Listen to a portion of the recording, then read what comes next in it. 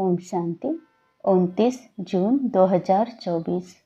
आज की मधुर महावाक्य। मीठे बच्चे, शरीर सहित जो कुछ भी देखने में आता है यह सब विनाश होना है। तुम आत्माओं को अब घर लौटना है, इसलिए पुरानी दुनिया को भूल जाओ। प्रश्न: तुम बच्चे किन शब्दों में सभी को बाप का मैसेज सुना सकते हो? उत्तर: सभी को सुनाओ कि बेहद का बाप बेहद का वर्षा देने आया है। अब हद के वर्षे का समय पूरा हुआ, अर्थात भक्ति पूरी हुई। अब रावण राज्य समाप्त होता है। बाप आया है तुम्हें रावण 5 विकारों की जेल से छुड़ाने। यह पुरुषोत्तम संगम युग है। इसमें तुम्हें पुरुषार्थ कर देवी गुणों वाला बनना है। सिर्फ पुरुषोत्तम संगम युग को भी समझ ले तो स्थिति श्रेष्ठ बन सकती है। ओम शांति। अब रूहानी बच्चे क्या कर रहे हैं? अव्यभिचारी याद में बैठे हैं। एक होती है अव्यभिचारी याद, दूसरी होती है व्यभिचारी याद। अव्यभिचारी याद अथवा अव्यभिचारी भक्ति जब पहले शुरू होती है तो सब शिव की पूजा करते हैं। ऊंचे ते ऊंच भगवान वही है। वह बाप भी है, फिर शिक्षक भी है। पढ़ाते हैं। क्या पढ़ाते हैं? मनुष्य से देवता बनाते हैं। देवता से मनुष्य बनने में तुम बच्चों को 84 जन्म लगे हैं और मनुष्य से देवता बनने में 1 सेकंड लगता है। यह तो बच्चे जानते हैं। हम बाप की याद में बैठे हैं। वह हमारा टीचर भी है, सतगुरु भी है। योग सिखाते हैं कि एक की याद में रहो। वह खुद कहते हैं, हे आत्माओं, हे बच्चे, देह के सब संबंध छोड़ो, अब वापस जाना है। यह पुरानी दुनिया बदल रही है, अभी यहाँ रहना नहीं है। पुरानी दुनिया के विनाश लिए ही यह बारूद आदि बनाए हुए हैं। नेचुरल कैलेमिटीज भी मदद करती है। विनाश तो होना है जरूर। तुम पुरुषोत्तम संगम युग पर हो, यह आत्मा जानती है। हम अभी लौट रहे हैं, इसलिए बाप कहते हैं इस पुरानी दुनिया, पुरानी देह को भी छोड़ना है। देह सहित जो भी इस दुनिया में देखने में आता है यह सब विनाश हो जाना है। शरीर भी खत्म होना है। अब हम आत्माओं को घर लौटना है। लौटने बिगर नई दुनिया में आ नहीं सकेंगे। अब तुम पुरुषोत्तम बनने का पुरुषार्थ कर रहे हो। पुरुषोत्तम है यह देवताएं। सबसे ऊंचे ते ऊंच है निराकार बाप। फिर मनुष्य सृष्टि में आओ तो इसमें है ऊंच देवता। वह भी मनुष्य हैं परंतु देवी गुणों वाले। फिर वही आसुरी गुणों वाले बनते हैं। अब फिर आसुरी गुणों से देवी गुणों में जाना पड़े, सतयुग में जाना पड़े। किसको? तुम बच्चों को। तुम बच्चे पढ़ रहे हो, औरों को भी पढ़ाते हो। सिर्फ बाप का ही मैसेज देना है। बेहद का बाप बेहद का वर्षा देने आए हैं। अब हद का वर्षा पूरा होता है। बाप ने समझाया है 5 विकारों रूपी रावण की जेल में सब मनुष्य हैं। सब दुख ही उठाते हैं, सुखी रोटी मिलती है। बाप आ करके सबको रावण की जेल से छुड़ाए सदा सुखी बनाते हैं। बाप के सिवाय मनुष्य को देवता कोई बना ना सके। तुम यहाँ बैठे हो मनुष्य से देवता बनने के लिए। अभी है कलयुग, बहुत धर्म हो गए हैं। तुम बच्चों को रचता और रचना का परिचय खुद बाप बेट देते हैं। तुम सिर्फ ईश्वर परमात्मा कहते थे। तुमको यह पता नहीं था कि वह बाप भी है, टीचर भी है, गुरु भी है। उनको कहा जाता है सतगुरु।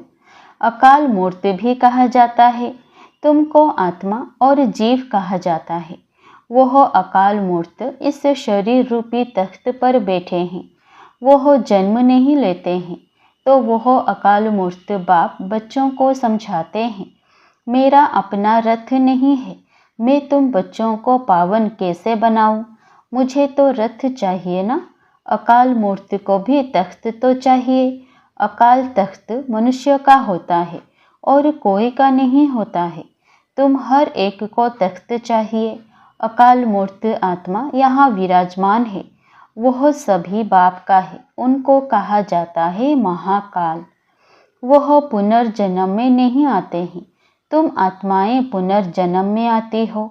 मैं आता हूँ कल्प के संगम युगे। भक्ति को रात, ज्ञान को दिन कहा जाता है। यह पक्का याद करो। मुख्य है ही दो बातें, अल्फ और बे, बाप और बादशाही। बाप आकर बादशाही देते हैं और बादशाही के लिए पढ़ाते हैं, इसलिए इसको पाठशाला भी कहा जाता है। भगवान उवाच, भगवान तो है निराकार, उनका भी पाठ होना चाहिए।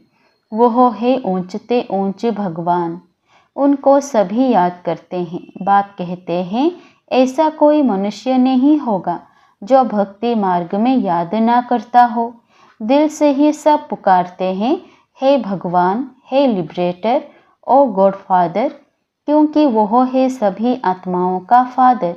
जरूर बेहद का ही सुख देंगे। हद का बाप हद का सुख देते हैं। कोई को पता नहीं अब बाप आए हैं।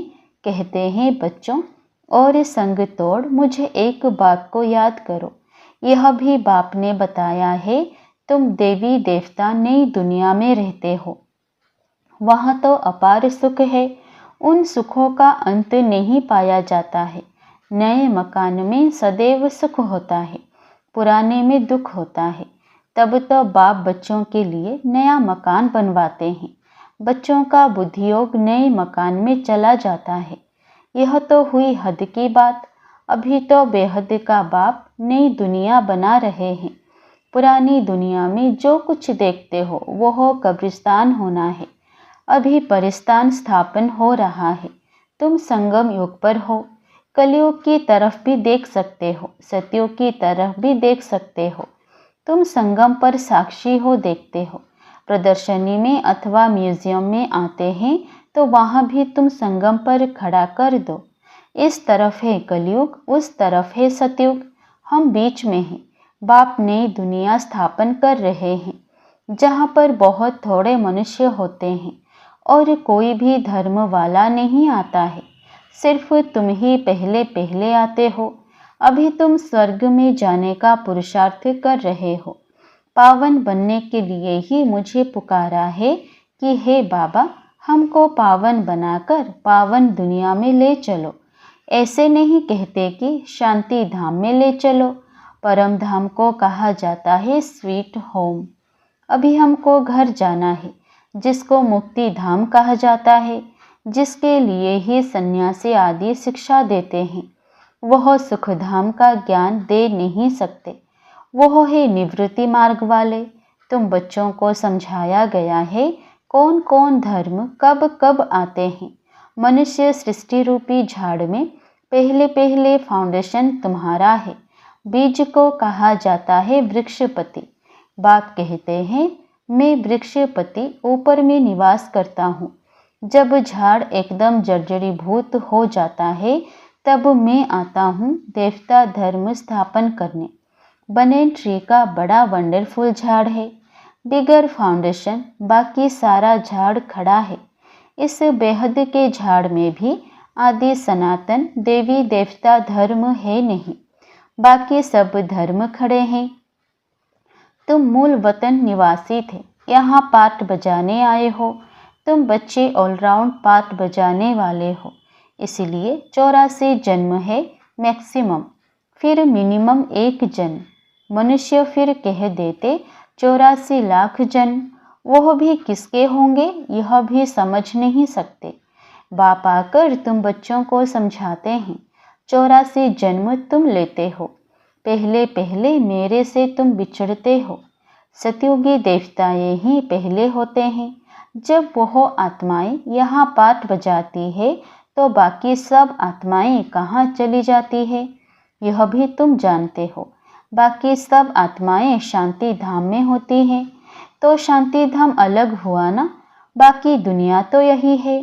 पाट यहाँ बजाते हैं। नई दुनिया में सुख का पाट, पुरानी दुनिया में दुख का पाट बजाना पड़ता है। सुख और दुख का यह खेल है। वह है राम राज्य दुनिया में कोई भी मनुष्य यह नहीं जानते कि सृष्टि का चक्र कैसे फिरता है। न रचयिता को न रचना के आदि मध्य अंत को जानते हैं। ज्ञान का सागर एक बाप को ही कहा जाता है। रचयिता और रचना के आदि मध्य अंत का ज्ञान कोई शास्त्र में है नहीं। मैं तुमको सुनाता हूँ, फिर यह प्राय लोप हो जाता है। सतयुग में यह रहता नहीं। भारत का ही प्राचीन सहज राजयोग गाया हुआ है। गीता में भी राजयोग नाम आता है। बाप तुम्हें राजयोग सिखलाकर राजाई का वर्षा देते हैं। बाकी रचना से वर्षा मिल ना सके। वर्षा मिलता ही है रचता बाप से। हर एक मनुष्य क्रिएटर है, बच्चों को रचते हैं। वह है हद के ब्रह्मा, यह है बेहद के ब्रह्मा। वह है निराकार आत्माओं के पिता, वह लौकिक पिता। यह फिर है प्रजापिता। प्रजापिता कब होना चाहिए? क्या सतयुग में? नहीं, पुरुषोत्तम संगम युग पर होना चाहिए। मनुष्यों को यह भी पता नहीं है कि सतयुग कब होता है। उन्होंने तो सतयुग कलयुग आदि को लाखों वर्ष दे दिए हैं। बाप समझाते हैं 1250 वर्ष का एक युग होता है। 84 जन्मों का भी हिसाब चाहिए ना, सीढ़ी का भी हिसाब चाहिए ना। हम कैसे उतरते हैं? पहले पहले फाउंडेशन में ही देवी देवता, उनके बाद फिर आते हैं इस्लामी बोधी। बाप ने झाड़ का राज भी बताया है। बाप के सिवाय तो कोई सिखला ना सके। तुमको कहेंगे यह चित्र आदि कैसे बनाएं? किसने सिखाया? बोलो, बाबा ने हमें ध्यान में दिखाया, फिर हम यहाँ बनाते हैं। फिर उनको बाप ही इस रथ में आकर करेक्ट करते हैं कि ऐसे ऐसे बनाओ। खुद ही करेक्ट करते हैं। श्री कृष्ण को श्याम सुंदर कहते हैं, परंतु मनुष्य तो समझ नहीं सकते कि क्यों कहा जाता है। यह वैकुंठ का मालिक था तो गोरा था, फिर गावड़े का छोरा सांवरा बना, इसलिए उनको ही श्याम सुंदर कहते हैं। यही पहले आते हैं। तत्व इन लक्ष्मी नारायण की राजाई चलती है। आदि सनातन देवी देवता धर्म की स्थापना कौन करते हैं, यह भी किसी को पता नहीं है। भारत को भी भुलाए हिंदुस्तान के रहवासी हिंदू कह देते हैं। मैं भारत में ही आता हूँ। भारत में देवताओं का राज्य था जो अब प्राय लोप हो गया है। मैं आता हूँ फिर से स्थापना करने। पहले पहले है ही आदि सनातन देवी देवता धर्म। यह झाड़ वृद्धि को पाता रहता है। नए नए पत्ते मठ पंथ पिछाड़ी में आते हैं तो उनकी भी शोभा हो जाती है। फिर अंत में जब सारा झाड़ जर्जरीभूत अवस्था को पाता है, तब फिर मैं आता हूँ। यदा यदा ही धर्मस्य। आत्मा अपने को भी नहीं जानती तो बाप को भी नहीं जानती। अपने को भी गाली देते, बाप को भी और देवताओं को भी गाली देते रहते हैं। तमो प्रधान बेसमझ बन जाते हैं। तब मैं आता हूँ। पति दुनिया में ही आना पड़े तो मनुष्यों को जीवदान देते हो, अर्थात मनुष्य से देवता बनाते हो। सब दुखों से दूर कर देते हो, सो भी आधा कल्प के लिए। गायन भी है ना, वंदे मातरम। कौन सी माताएं जिनकी वंदना करते हैं? तुम माताएं हो, सारे सृष्टि को बहिष्ठ बनाती हो। भल पुरुष भी हैं, लेकिन मेजॉरिटी माताओं की है, इसलिए बाप माताओं की महिमा करते हैं। बाप आकर तुमको इतनी महिमा लायक बनाते हैं। अच्छा, मीठे मीठे सिकिलधे बच्चों प्रति माता पिता बाप दादा का याद प्यार और गुड मॉर्निंग। रूहानी बाप की रूहानी बच्चों को नमस्ते। धारणा के लिए मुख्य सार। पहला, अपार सुखों की दुनिया में चलने के लिए संगम पर खड़ा होना है। साक्षी हो सब कुछ देखते हुए बुद्धियोग नई दुनिया में लगाना है। बुद्धि में रहे अभी हम वापस घर लौट रहे हैं। दूसरा, सभी को जीवदान देना है। मनुष्य से देवता बनाने की सेवा करनी है। बेहद के बाप से पढ़कर दूसरों को पढ़ाना है। देवी गुण धारण करने और कराने हैं। वरदान, सदा श्रेष्ठ समय प्रमाण श्रेष्ठ कर्म करते वाह वाह के गीत गाने वाले भाग्यवान आत्मा भव। इस श्रेष्ठ समय पर सदा श्रेष्ठ कर्म करते वाह वाह के गीत मन से गाते रहो। वह मेरा श्रेष्ठ कर्म या वह श्रेष्ठ कर्म सिखलाने वाले बाबा। तो सदा वाह वाह के गीत गाओ। कभी गलती से भी दुख का नज़ारा देखते भी हाय शब्द नहीं निकलना चाहिए। वाह ड्रामा वाह और वाह बाबा वाह। जो स्वप्न में भी नहीं था वह भाग्य घर बैठे मिल गया। इसी भाग्य के नशे में रहो। स्लोगन: मन बुद्धि को शक्तिशाली बना दो तो कोई भी हलचल में अचल अडोल रहेंगे। मन बुद्धि को शक्तिशाली बना दो तो कोई भी हलचल में अचल अडोल रहेंगे। ओम शांति।